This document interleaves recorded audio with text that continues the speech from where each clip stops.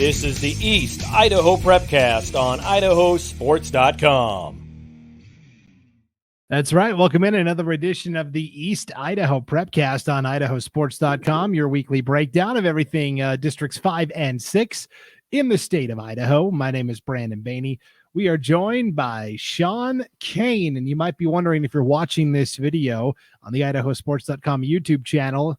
Boy, Sean, you're dressed pretty casually, hat and hoodie, but you literally just got done with tennis practice. Hey, I mean, Idaho Sports doesn't bring anything but, the most fresh, most up-to-date spring sports reporter. Yeah, I just got back. I tried to, not wear my stuff, but I actually got to practice today, so I'm gonna let it fly. But yeah, it was pretty nice. But now, if you're in the East Idaho your area, you're probably noticing the torrential monsoon downpour that we're getting now. But yeah, we got 2 days of practice in, and I didn't know what to do 2 days in a row. It was what do we had to go to the coaches? What are we gonna do? No, it's been rough. It's been rough for everyone.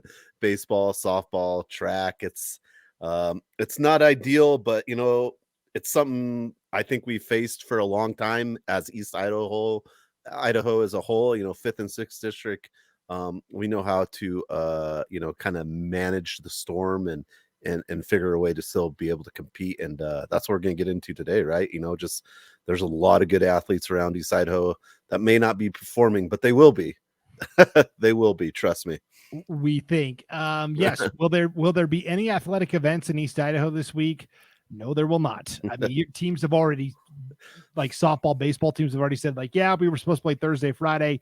We're canceling it just because we know what the weather's supposed to be like this week. Yeah, my Monday morning text from my AD, tennis is canceled for the week. Yeah. I didn't know if that meant for everything. So that's been the joke with the team, and so we're canceled. It's canceled. Yeah. What's that? It's canceled.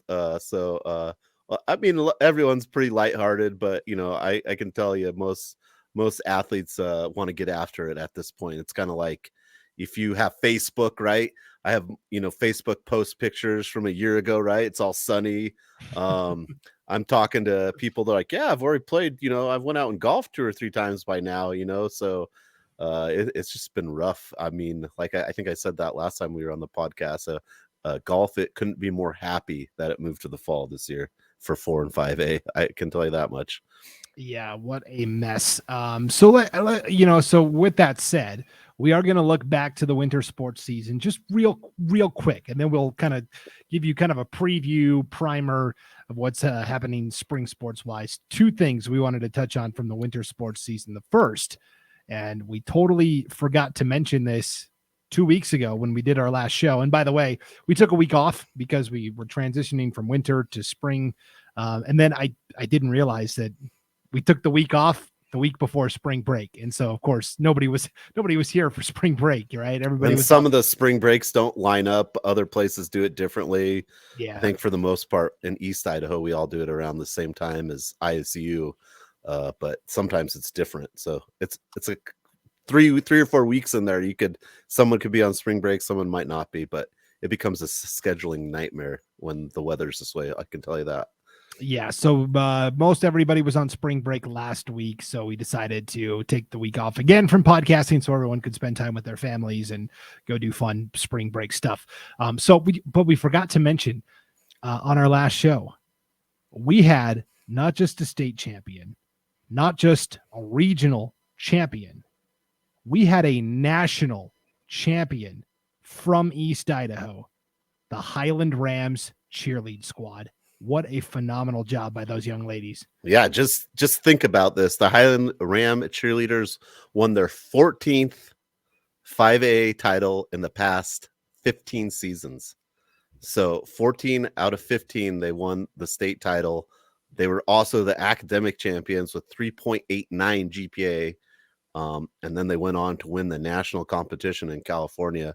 Head coach Jessica Gallup, phenomenal job there. It's not too often we get to talk about national championships out of just a little Idaho area like we are here. But congrats to them, and just what an amazing accomplishment for those girls, and and their coaching staff. And you know what I like about them is, where they practice. I don't know if you've ever been to Highland High School, but they've got, a lot of cheerleaders will practice on the gym floor, mapping it all out. They practice like in the cafeteria. I think they would practice in the hall. They don't care. They're like, we can put these mats down and they'll practice, and they practice in the cafeteria. They'll practice wherever it takes. And that's a testament to them and their coaching staff for sure. Yeah, so it was funny. 3 weeks ago, right before boys basketball state tournament time, I was at Highland High School because obviously Highland qualified for state basketball on the boys' side. I was physically at Highland High School to talk to Coach Stuckey, and I walk into the gym. It's 4:00 after school on like a Wednesday, and there's nobody in the gym. Like, it's empty, and I'm like, what is going on? Basketball team was watching film, so they were in an adjoining classroom. Cheerleaders were practicing in the cafeteria, and the track team was running all throughout the hallways at Highland High School, getting their laps in. So you had 3 different athletic programs, conducting practices, and none of them were using the actual gym. Wow, it's kind of funny. That's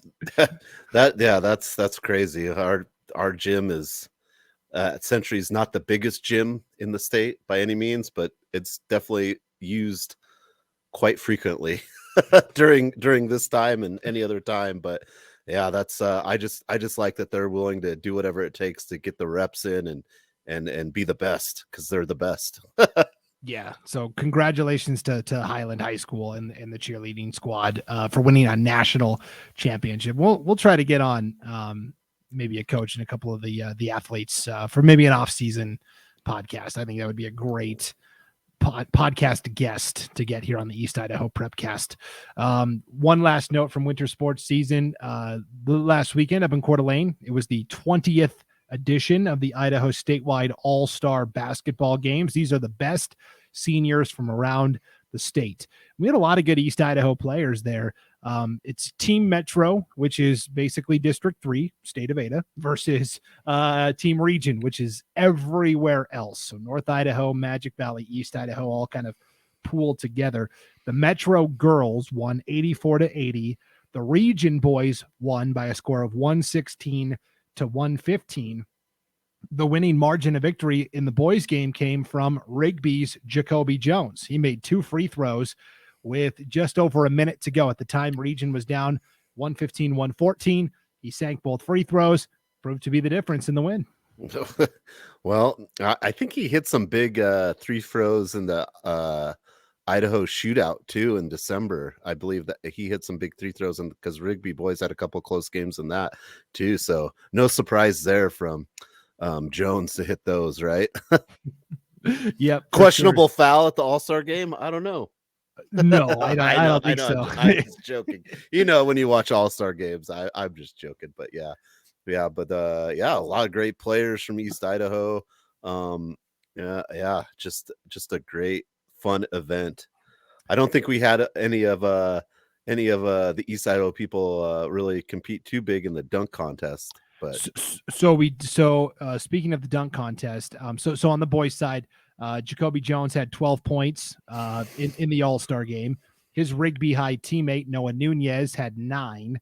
You had Ty Gilbert of Grace came in and hit a 3, and then Kobe Kessler from Hillcrest had 10 points. Kobe Kessler actually got to the finals of the dunk contest against Blake Buchanan, the 6'10" big man from Lake City.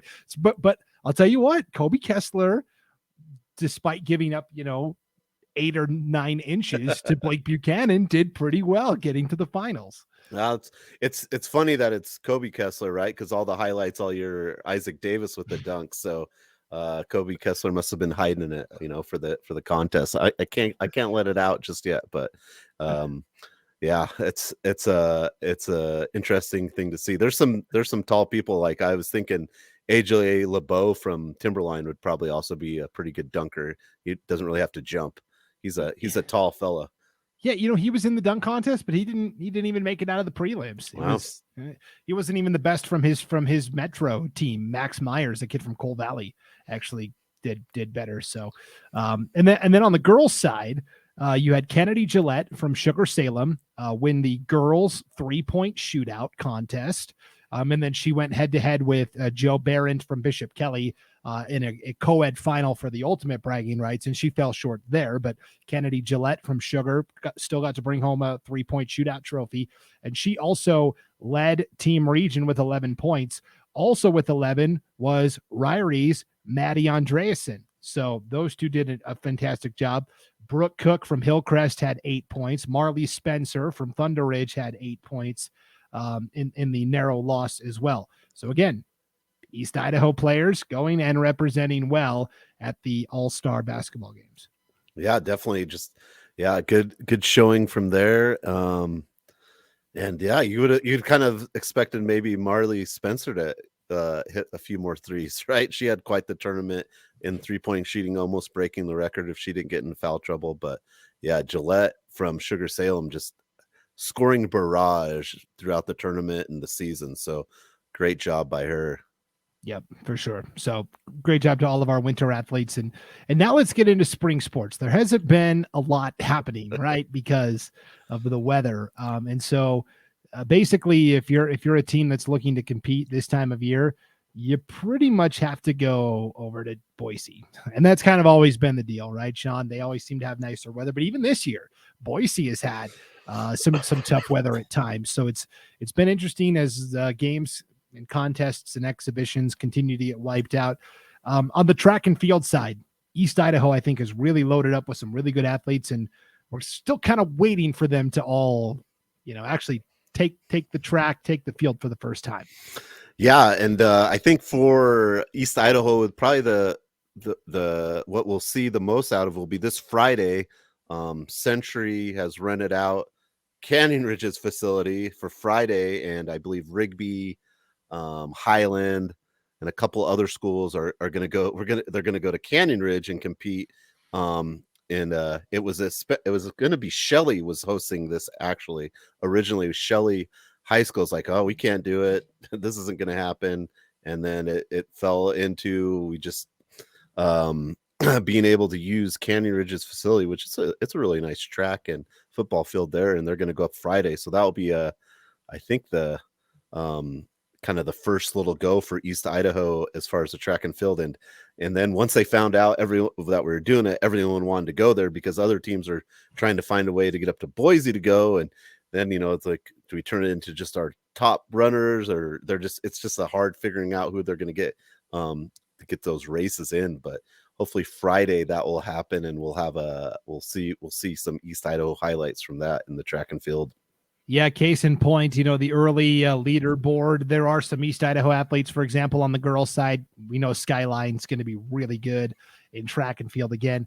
But to get reps in, they had to go all the way to Mountain View in Meridian for the early bird invite. But from that meet, you had senior Claire Peterson establish state best times in the 100, 12:45.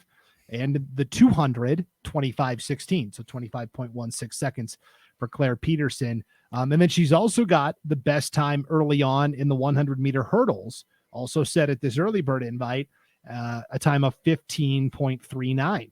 So that's 3 events for Claire Peterson right away. We know Neela Roberts, the distance dynamo, is also going to be outstanding for Skyline this year. So the Skyline girls are ready to compete at the 4A state meet.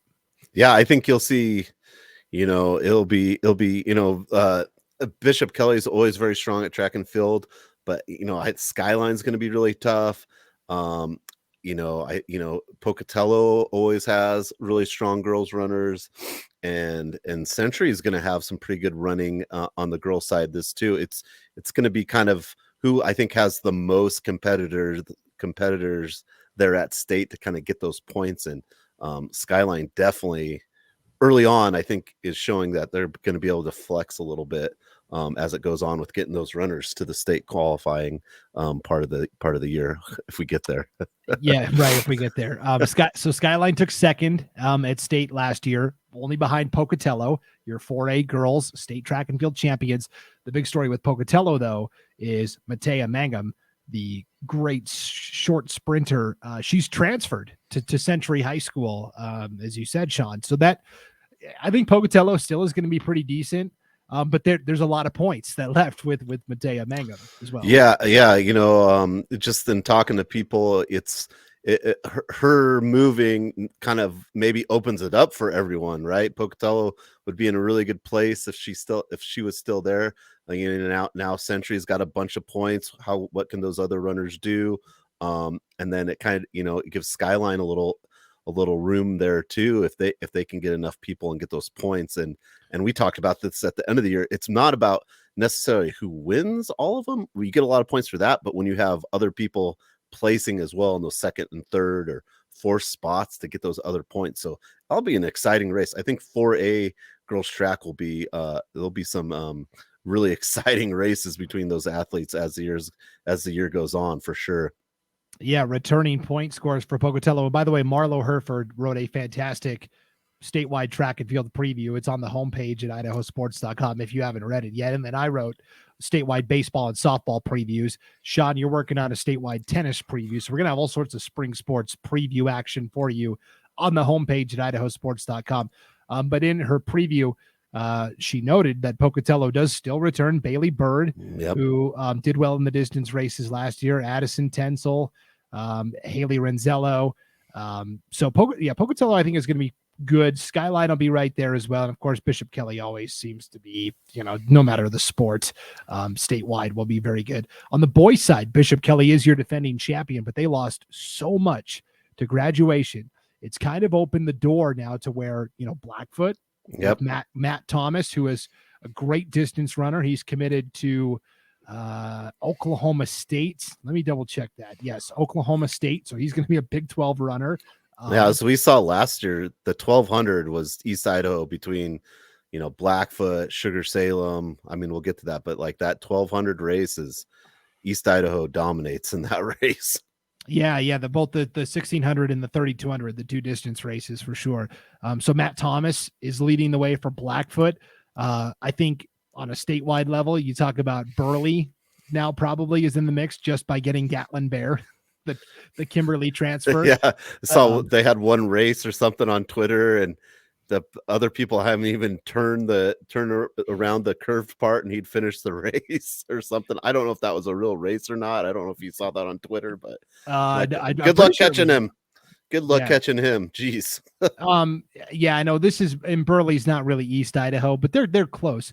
I mean, look at these times he's already run. He's run in the 100, Sean, this year, 10:44, 10.44 seconds. Holy. In the 200, 21.14. So, I mean, Gatlin Bear is cooking.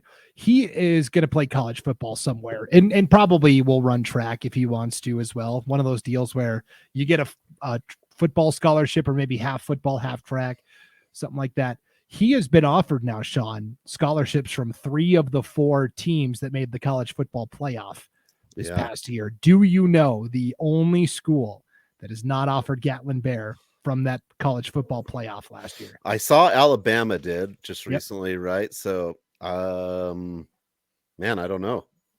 Ohio State. Okay. They're too good, I guess. Maybe they're still salty that Colston Loveland from Gooding went to Michigan instead of Ohio State.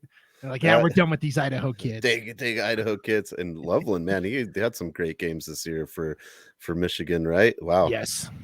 Yeah. So anyways, so Gatlin Bear being at Burley is going to change the 4A landscape a little bit, but Blackfoot's going to be very good on the 4A side. When you look at 5A track, early leaders on the leaderboard already. And I should mention Brody Birch from Pocatello currently has the best 800 time in the state, 1 minute, 56.21 seconds. That came at an out-of-town meet. So when you look at 4A on the boys side as well, Pocatello will have a couple of athletes to keep an eye on. You've got in 5A track and field, Ruby Jordan of Highland has the best shot put throw in the state so far, 41 feet, 10 inches. That came at a quad between Capital, Middleton, Highland, and somebody else. I can't remember, but so good start for her for Highland as well. Yeah, she's got some big time offers too. I believe, as far as college goes. And yeah, she's one of those athletes that I think you're definitely going to see at the next level at a big stage. She can fling that thing far. Yes. And then Rigby on the girls' side, a really good chance to get a trophy at state this year. Abby Scott, the great basketball player that we got to see at state, Sean, we got to see her play basketball, and now she pole vaults. She's got the top pole vault mark so far, 12 feet even, PR for Abby Scott as well. But this is a Rigby team that is got a lot of good pieces in place. Abby Hancock returns, yes, after winning 3 events, so that's huge. Like, just winning when you have an athletes that can do multiple events and win them at when you get to that state level, that's where your bread and butter is. And Rigby just fills in a ton of those spots. Abby Hancock, I remember talking about her last year, and she'll be tough too. Yeah, Rigby took 3rd at state last year. Hancock at state helped set 4 new Rigby school records in the 100. And she was 2/100ths of a second away from breaking the all-class record in Idaho for the 100. She ran a 12:03. She won the 200, set a new school record. She won the long jump to set a new school record. And then in the 4x1, Rigby took 3rd as a team, but their time of 49.27 seconds was a new school record for the Trojans there. And so she's going to be very fun to watch. She scored 36 points on her own last year. So just like, and that's what we're talking about. If you can get one of those dynamic athletes, get you those points, and other people can chip in, man, you're sitting in a good spot come later. It'll just be about getting those other kids the reps, right, with the weather, I think, is what's going to be important. And but everyone's really scrambling, and I think we'll see that turn out well. Yeah, for sure. And we should mention that Hancock has signed with Weber State to run track and field in the Big Sky Conference. So Boise always is a juggernaut. It'd be very hard to topple Boise in the team race, but Rigby, I think, could take second and do really excellent things this year. When we talk about 3A track and field, so we talked about how Gatlin Bear had transferred from Kimberly to Burley, and that's really shifted the 4A landscape, but it's also shifted the 3A landscape, where basically Kimberly was the only path of resistance for Sugar in track, and that's gone now. So it's like Sugar's deal, which Brett Hill last year, great cross country and track and field coach for Sugar Salem, won his 50th state championship in both cross country and track and field last year in his coaching career, which is phenomenal. But this is Sugar's deal in 3A. Yeah, I mean, they just, and like, yeah, I didn't even think about that. And now that I'm looking it over, I'm like, having Gatlin Bear gone, you've just made it easier for a team that didn't need it to be any easier in Sugar Salem. And man, they've just got a lot of great runners there. And they return a bunch of relay race people, hurdlers. Pretty much they have someone in every event, right? Ryan Bingham and discus too, and they've got the field events as well. So sorry, 3A. I mean, I don't know what to say. They've a lot of teams will have one, but they've got one almost in every kind of event, and that's just tough. That's just tough to compete with. But like like everyone says, they really got it in the weight room. They got the track athletes in that weight room doing a lot of that too. And I think that culture's really helped out Sugar Salem.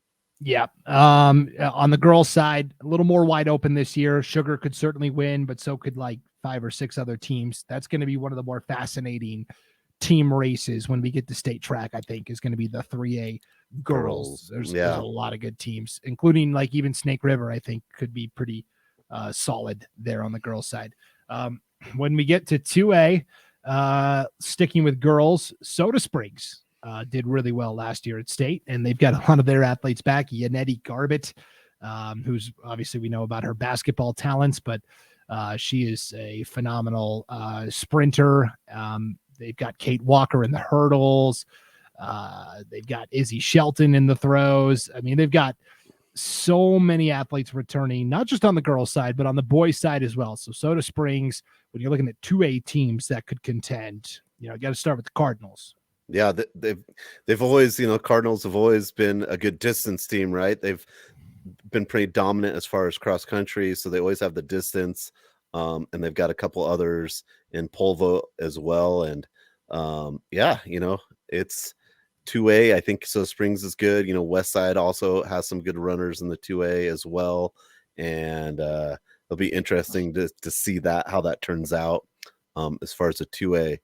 Unfortunately, Melba's in 2A too, but yes. And their basketball team was fast, so if any of those girls run, which I'm guessing some of them might, they're going to be pretty fast too. Yes, Melba is the favorite still in boys and girls track in 2A, certainly. And then at the 1A level, we talked about this last year on the Prepcast, where this was the tightest race that I have ever personally seen, where basically it came down to a half point. Grace won the 1A boys track championship last year with 71 points. Lighthouse Christian, on the strength of basically like 2 or 3 sprinters, scored 70.5. So Grace won by half a point. And they've got, Ty Gilbert, who we talked about playing in that all-star basketball game. Yep. He's back. Dallin Draper, Braden Kimball, Cole Wilkerson is a great distance runner. He is a 4-time, state champion in the distance races. He won the 1A cross country title earlier this year. Grace looks good again. Yeah, the Grace boys have been busy this year, right? They, football, basketball, track. I mean, they must have a lot of shoes. You know what I'm saying? Each event needs a different pair of shoes. So, good job by their parents to make sure they've got the right equipment, because that can get expensive. I know that as a parent, but yeah, they just step right in. And that's what I like about Grace is, a lot of bigger schools, have people that specialize and they're kind of more into this, but they do other sports. But Grace, it's the same kids, they just jump right in and start competing. And that's it's not easy. It's easier said than done. You can be an athlete, but just to change your sport and your mindset, and that's a testament to the Grace programs right now for sure. Yeah, and I guess if you were going to look at on the 1A girls side, Rockland I think is going to be kind of the premier team from East Idaho. They've got the Wilson twins, Addie and Taylor, kind of leading the way there, and so Rockland I think on the girls side for 1A track and field should be pretty decent. So yeah, that's what's going on in track and field. Let's go to softball, where early results have looked good. Let's start at 5A and work our way down. Rigby is off to a 6-1 start. Thunder Ridge is a perfect 5-0. Highland is the defending champion in District 5-6, but they just haven't been able to play many games yet, Sean. They're 1-1. I still like Highland, but I think Thunder Ridge and Rigby both could be really competitive too. Yeah, kind of the talk around is that Thunder Ridge is kind of that team that you might have not have penciled in early, but they're playing real well now. But I think that'll be a tough 3-team conference. Highland is a team that just knows how to get to the conference play and win, but definitely a tough conference there, I think, with Rigby, Highland, and Thunder Ridge, right? But and then you also have Madison too, that always finds a way to have a bunch of athletes to sneak in there. So that'll be interesting to see. Yeah, I mean, I just like this. It's hard to take these guesses when you haven't even seen Highland play, but they have a good team. And you can't, as a coach, you can't always just look at the record. Records are great, but at the end of the day, the quality of your wins and what happens later is more important. So I think Highland will be all right as far as that goes. Yeah, they bring back their best pitcher in Marissa Mager. Highland does, and their starting catcher, Jenna Kearns. And that 1-2 combo, I think, gives them a slight edge over Thunder Ridge. But the Titans, you're right, are also going to be really good. 4A softball. Last year, District 6 had some pretty good teams. Blackfoot and Hillcrest both qualified for state last year from District 6. But I think a team that people are sleeping on is Idaho Falls, making the jump down from 5A to 4A. I think Idaho Falls in softball could be really good this year too. Yeah, I think in District 6 again, you've got a kind of a really tough conference between Idaho Falls, Blackfoot, and Hillcrest, who qualified last year. And yeah, I mean, Bonneville, Skyline, and Shelley will also be in there. Like that District 6, as far as girls goes, it seems like there's a lot of parity. Like two teams will kind of rise to the top, but it doesn't mean they won't lose to the other teams as the season goes on, as we saw in basketball. Yet, you had like, the top teams in the state out of that District 6. And I could see that happening as far as softball goes. And, it might come down to who can be pitching, who's pitching the best later on here, hopefully when the weather's nice. Right. Idaho Falls is off to a 4-1 start. They went down to an early season tournament in St. George, Utah. A lot of, Blackfoot, Bonneville, Shelley, Hillcrest, Idaho Falls, they kind of all went down to this St. George tournament, and Idaho Falls went 3-1 there. And really had some lopsided scores over some Utah teams. So I think that was a good sign for them. In District 5, Pocatello was the team that got to state last year. It had kind of been Century's league the last couple of years, but Pocatello got to state. They bring back a lot of their key pieces, and to me, it's still kind of Pocatello's conference.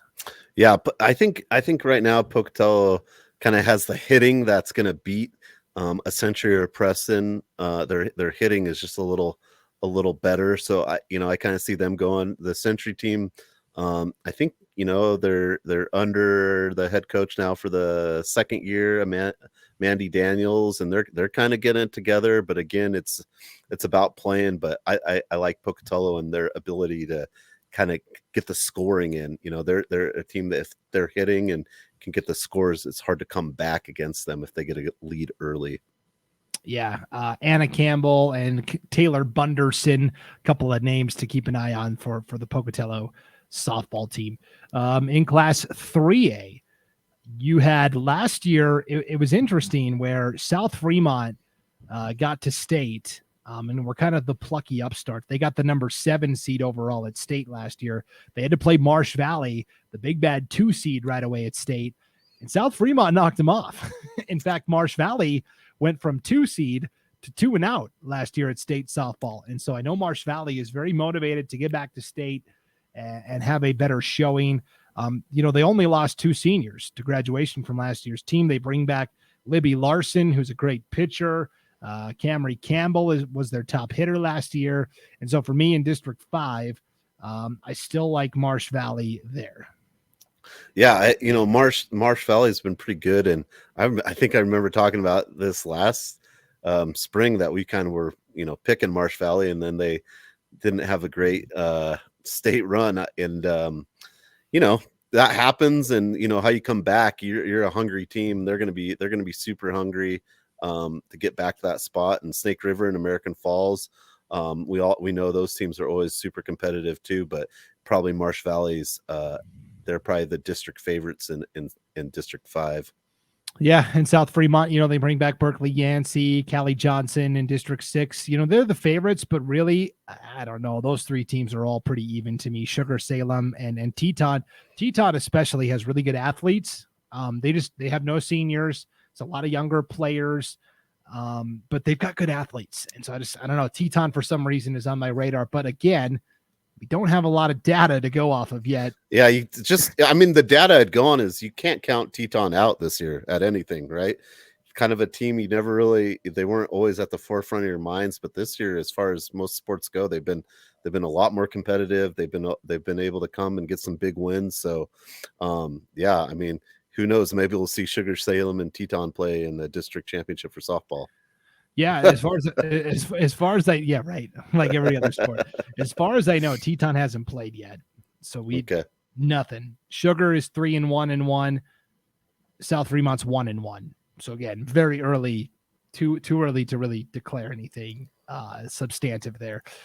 And it gets, as we go lower, it just gets more muddied. 2A. It is the final one because in East Idaho, there are no 1A schools that play softball or baseball.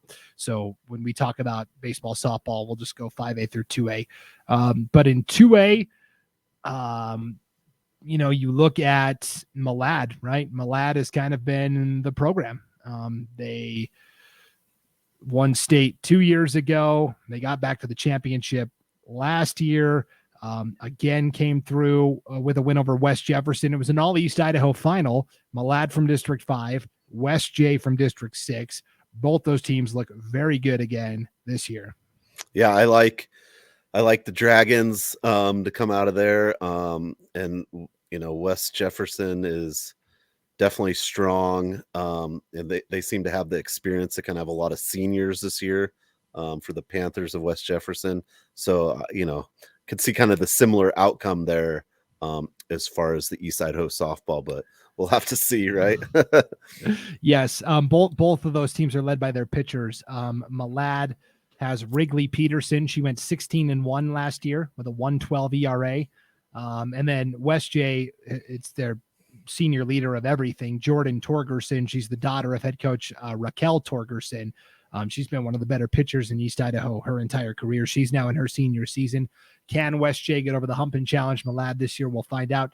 West Side's always sneaky good. I think North Fremont's got really good athletes. All those girls that played basketball for North Fremont play softball as well, it seems like. Melissa Hill and Emery Lenz and et cetera. And so I think North Fremont is a team to keep an eye on.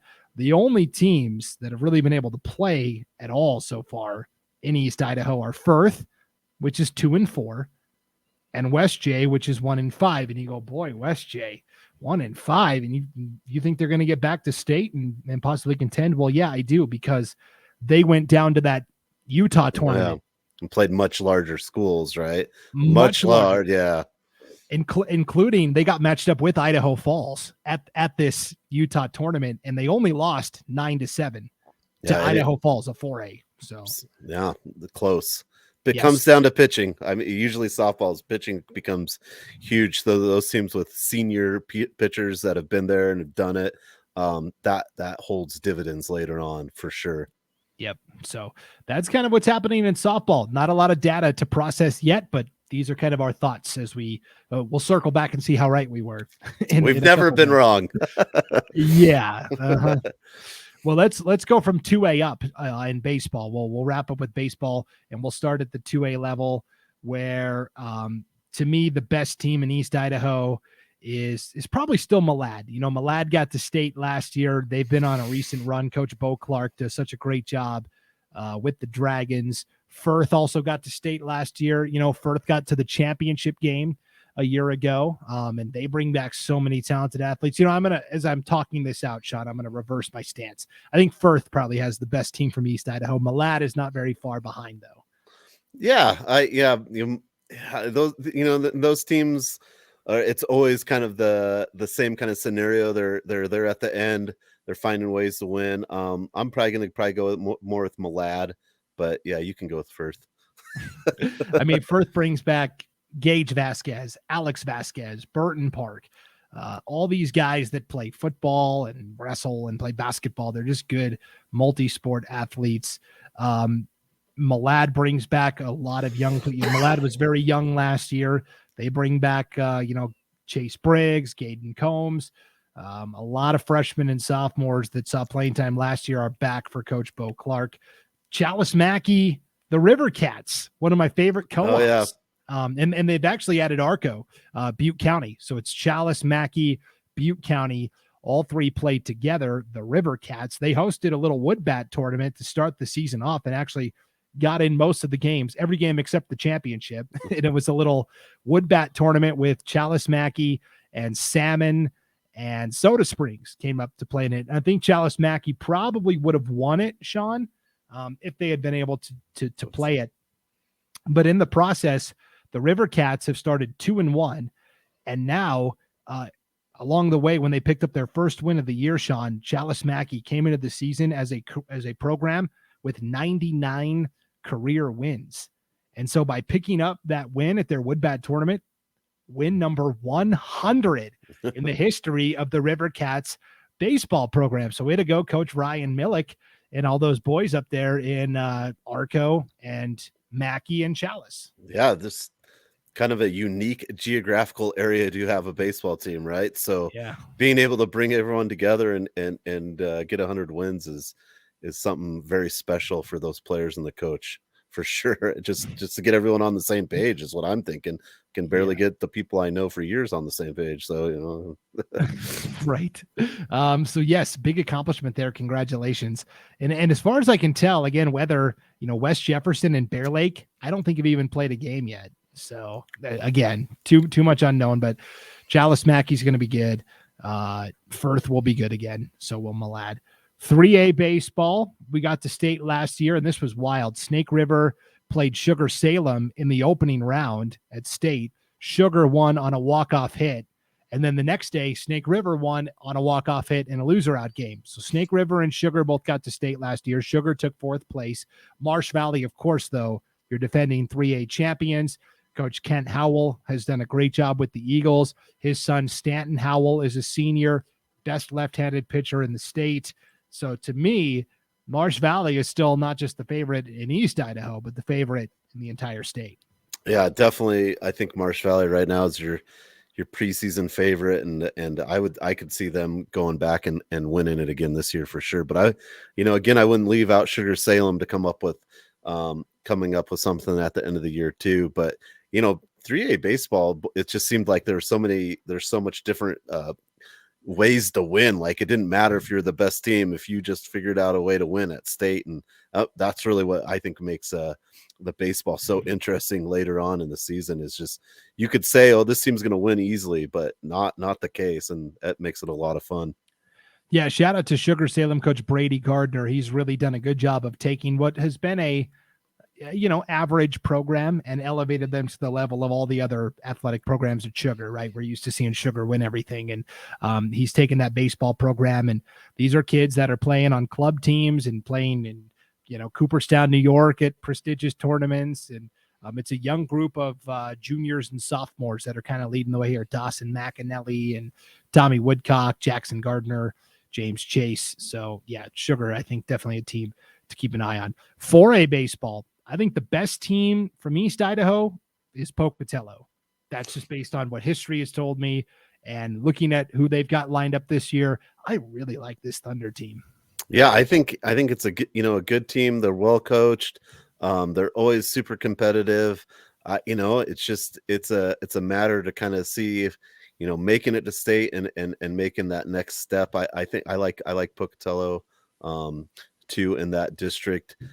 Century, brand new coach, kind of a new system going in there with Mikey Blackhawk. I think they're going to need a couple years to kind of get their bearings. And then, Preston always seems to challenge Pocatello too. But I think it's Pocatello's district to, kind of to lose this year. Yeah. Preston brings back their best pitcher, Chase Oxborough, and he gave both Pocatello and Century fits last year on the mound. The question for Preston is can they fill in behind Oxborough? And that's something they're still trying to work through.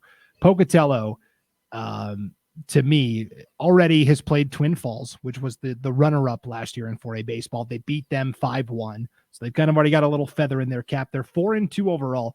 They just got done, Sean. They went down to the Phoenix area to play in a very prestigious national tournament. It goes like 9 or 10 days. That's how big this tournament is. 11 different schools are host sites for this. It's called the Coach Bob Invitational. And Pocatello went down there and split. They got wins over Grand Junction Central and Columbine from Colorado. Yes, that Columbine. And then they lost to Green Mountain, Colorado by 2, and Bishop Manogue from Nevada, which is a premier program. And they only lost to Bishop Manogue by 1, 5-4. Yeah. I mean, that's what you want. You want tough opponents to start of the season to see where you're on that measuring stick. And the Thunder, showed up at that very well, and hopefully can continue that through the year. So yeah, congrats to them on that. That's a huge tournament. Yep, for sure. Riken Echo Hawk is a great athlete for Pocatello High. And then, from District 6, I really like Bonneville. Bonneville won the state championship 2 years ago, and then they got back to state last year, and they bring back a lot of the same athletes from their team that went to state a year ago. So Bonneville to me is kind of the favorite up north. They are off to the best start, 3-1. Skyline's also 3-1. This was that crazy district last year, Sean. With the pitch count, right? Yeah, the pitch count controversy that cost Blackfoot against Skyline. So you had basically Skyline and Hillcrest, which were kind of the last two teams, actually like advanced to the almost to the part where they get to state, and then Bonneville kind of came through and won. So that conference was kind of upside down last year. The other big factor to me, just like on softball, is Idaho Falls. Yeah, that's what I was going to bring up. Idaho Falls isn't too far removed from winning a 5A title, if I'm not mistaken, and they're always a very strong baseball program. But that conference is going to just be, again, super. You're going to have 3 or 4 teams battling at the end of the year just to make it to state, and a really good team might not even make it, I think, because of the quality of the teams in District 6. Yeah, Dax Whitney from Blackfoot. Idaho Falls has really good players. So District 6, the High Country Conference, is going to be really fun. And then 5A, District 5-6 combined. Highland got to state last year. Weren't able to get a ton of attraction, but Coach Christian Colonel always does a great job with the Rams. They're off to a 3-5 start, but they've really challenged themselves. They've played Mountain View twice. They've played Rocky Mountain. They lost to Twin Falls by 1. They lost to Eagle. And yet they started 0-5, Sean. They are now on a 3-game winning streak. They went to the spring break tournament hosted by Rocky Mountain last weekend and beat Coeur d'Alene, Centennial, and last year's defending champion, Owyhee, by 1, 11-10. So to me, Highland's right there. Yeah, Highland, they got to the tournament last year, and now I think they're a team that's going to is able to get to the tournament and probably win games with Drew Hymas, really, really solid player from Highland. We know what he can do athletically wise, and who else? Colton Durham, right? He's back playing. He was hurt last year, and so they've got some really good, baseball players at Highland. I think that have been able to put it all together for this year, and they'll be tough. And Madison's also pretty good too, and I think they'll be right there. And you got to watch out for Rigby, because Rigby always has something as well. Yeah, this conference I think is going to come down to pitching. Which team can get the most out of their pitching staff? Highland and Madison both were very senior heavy pitching staffs last year. So to me, it could be a Rigby, it could be a Thunder Ridge. Whichever team can get their pitching lined up and in order here, I think is going to win this conference. So yeah, I'd agree with you there. Yeah. All right. Well, we went a little long on this episode, but we also were coming back off of 2 weeks, so we had a lot to talk about. Didn't even get any tennis in. Jeez. There's nothing to say. Nobody's even competed yet. The only I've played one match. Oh, Century did? Yeah, we've played one, and Highland and Pokey played each other this week, I think it was. But the only thing I was gonna say is I had more matches than I did practices until today. So that's all I was gonna say. But no, those are just gonna be some exciting players in East Idaho from tennis. I just wanted to throw out one now early, so I get credit for it personally. Braden Johnson is a freshman for Highland, and he potentially could win 5A boys singles. So that's something to keep an eye on. Braden Johnson, he's a phenomenal talent out of East Idaho and boys tennis. But yeah, I don't think Idaho Falls has played the Idaho Falls District 6 area unless they've won somewhere. I don't think they've had any matches under their belt. So yeah, we'll get into tennis later. A lot of time to talk about that. You had more matches than practices. That is every athlete's dream, because they hate practice. That's a coach's nightmare though, right? Oh man, especially tennis. You need to practice. You need to get outside.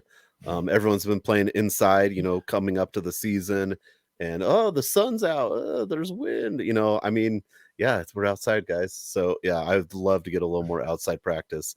And the same with all the other teams. And but Boise area hasn't had too many other matches than they've only got maybe 3 or 4 in. Some went to a tournament, but Madison girls and boys will be a tough tennis team too.